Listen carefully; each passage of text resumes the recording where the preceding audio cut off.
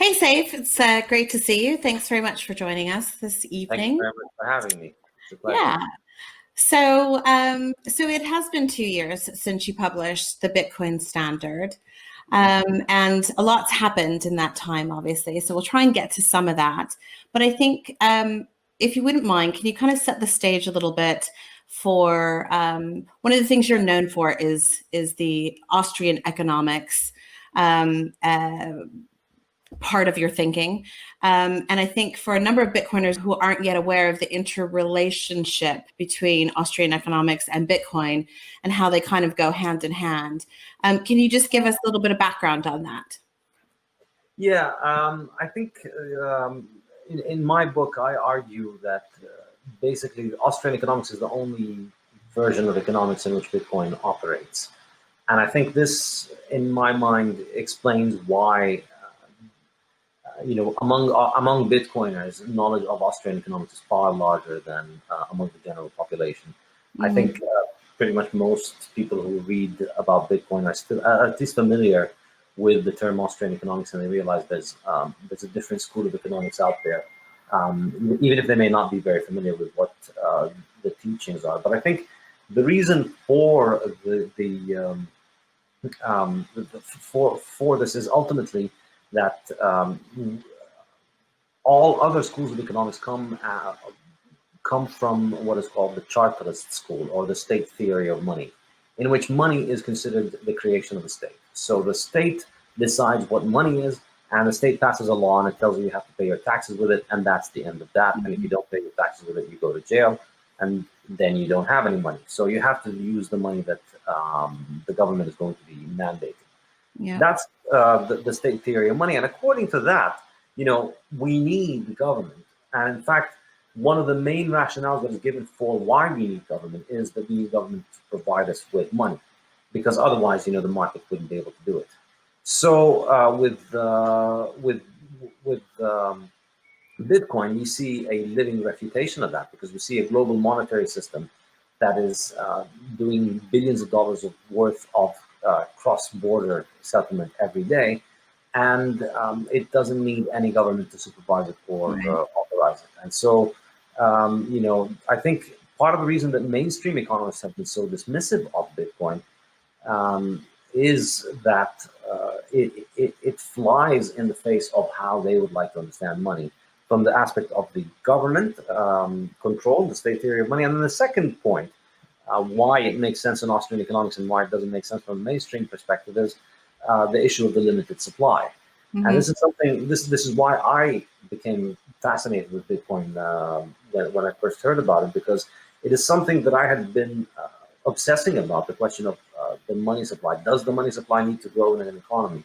And in my mind, I used to think, there's no good reason why you would want any increase in the money supply. Keep the quantity fixed, and money like that would be better. So, and I'd always looked for arguments that would explain why this would be a bad thing to have a Bitcoin supply. I was never satisfied. So Bitcoin comes along, and lo and behold, it works.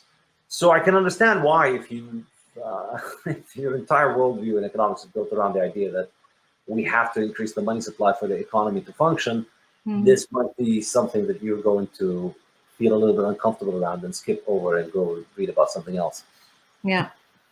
Well, you've spoken previously about free market non-governmental money and the sound money principle, which, very, very simplified, says that money is the market's choice medium of exchange, right? So the people have to choose it, and obstructs the government's propensity to meddle with the system, right? So from an academic perspective, how complicit do you believe that our academic institutions in the West specifically have been instilled in, or have they been instilling this inflationary-based Keynesian school within our economic and political institutions? Are they the ones that are driving this? Very. In fact, I'm currently just today, before getting on this call, I was working on my new textbook, Principles of Economics, which is my next big project, in which I'm trying to develop a textbook in economics, accessible and readable to the modern reader, and that communicates what I feel are the most central concepts in economics. And I was just going over one of the most famous and most widely utilized textbooks in universities today, Greg Mankiw's Principles of Economics, and it's absolutely astonishing. I was looking at saving, so I went and I searched through the index for saving, and I was going through all the mentions of saving, and it's like a bizarro world version of reality. It's a completely different world in which saving is just defined completely differently from how accountants, not just common sense and what your grandmother told you about what saving is, but also what your accountant understands the difference between saving and investment. And all these theories are built around this. And I think, if you look at it a little bit critically, rather than looking at it from the position of just deferring to authority, if you try to think about it critically, it's quite clear that there's an answer that they want to arrive at, and they're doing a whole bunch of numerical huffing and puffing in order to be able to arrive at that answer. But if you try to really reason it from first principles and not based on authority, not based on arguments written in books many years ago, I think the reason ultimately what it comes down to is that these books are written to justify state control of money, and that's why Bitcoin is so interesting, because it's. So given how committed we are already as a society to this modern monetary theory, if it were to fail, does Bitcoin benefit or is it irrelevant? Yeah, it's an interesting question. I think generally most Bitcoiners tend to think that we're going to win by seeing hyper Bitcoinization and seeing hyperinflation of the dollar and all the other things. I tend to have, a slightly different perspective in that I think, it's not that hyperinflation is impossible. It is possible, and we're seeing it's constantly happening all over the world in different times and places. But it happens because the government engages in horrific monetary policies. It doesn't happen because of Bitcoin. At least it hasn't happened yet. And I think, on the one hand, I think I'd say that hyperinflation isn't necessarily related to Bitcoin rising. And I think it's in the sense that Bitcoin can rise without there being hyperinflation. And in the other way, we can get hyperinflation completely unrelated to Bitcoin.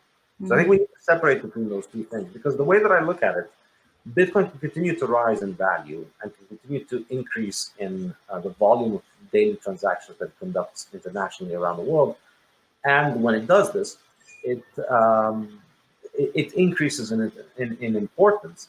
And it can continue to do this for another 100 years. And at the end of those 100 years, you look back and you find that Bitcoin constitutes, say, 90% of global international money settlement volume. Or Bitcoin is 90% of global cash balances, and all the other currencies in the world are 10%. That can happen, hypothetically speaking. It can happen even without any of the national currencies experiencing hyperinflation. So we could just get, slow growth in national currencies, market capitalization, with faster growth in Bitcoin, and eventually Bitcoin overtakes them. That's independent of them going through hyperinflation. Having said that, I think if we do go through hyperinflations, I think arguably Bitcoin would be the solution to this, in a sense, because Bitcoin provides people with the alternative that if those things happen, you can get your money out of your country, you can use it. So that's, yes, so Bitcoin would benefit from it, but only to the extent that people benefit from Bitcoin. Well, so Bitcoin growing in importance and the correlation with saving, I think, is really interesting. And I've heard you give a talk previously around, people in that Gen X, Gen Y, Gen Z generation have not necessarily been attuned to saving, and that perhaps that has been because the inflationary value of money means, well, I'm putting this money away today and it's going to be worth far less than it is when I stuck it under my mattress, right? And even though the Bitcoin supply is fixed, it grows in importance and then therefore, holds its value. So let's, understanding that, if I've got that right, if we're on agreement there, let's shift a little bit into what some of the governments are doing. So we've got CBDCs being talked about now, and major central banks looking to experiment with digital forms of fiat.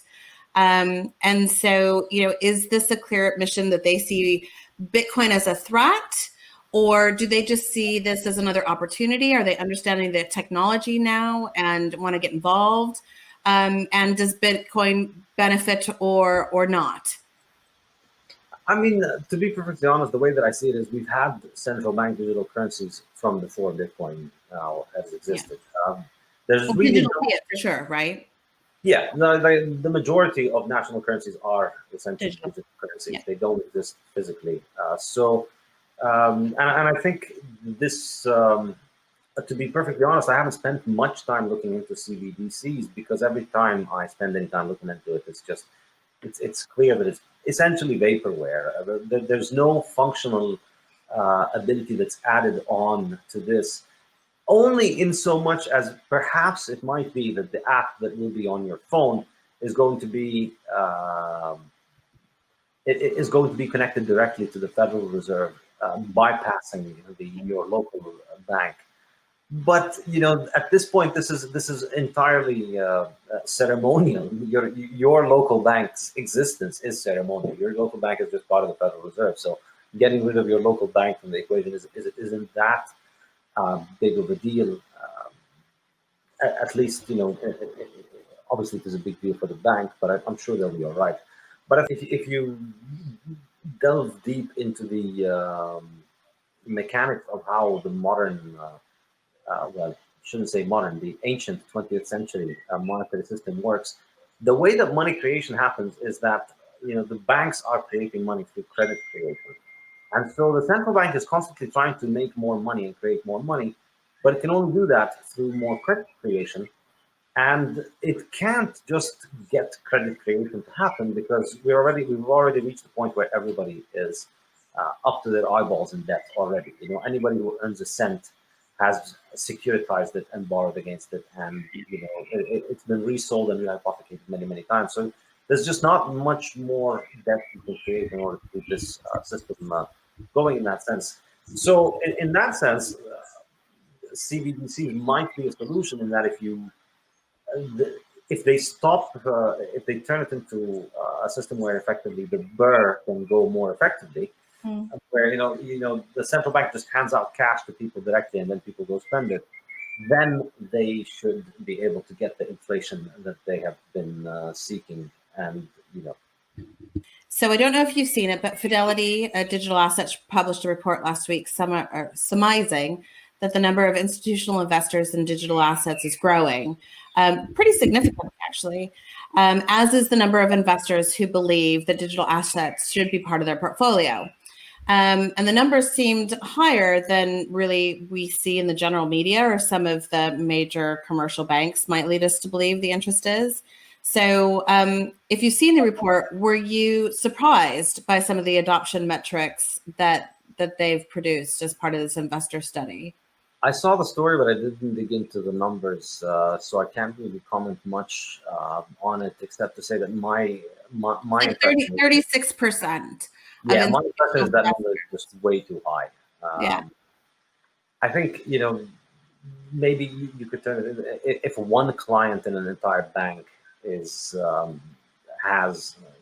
maybe this is the way that they're calculating it. One client at a bank has it, so then that bank is counted as part of the banks that are interested.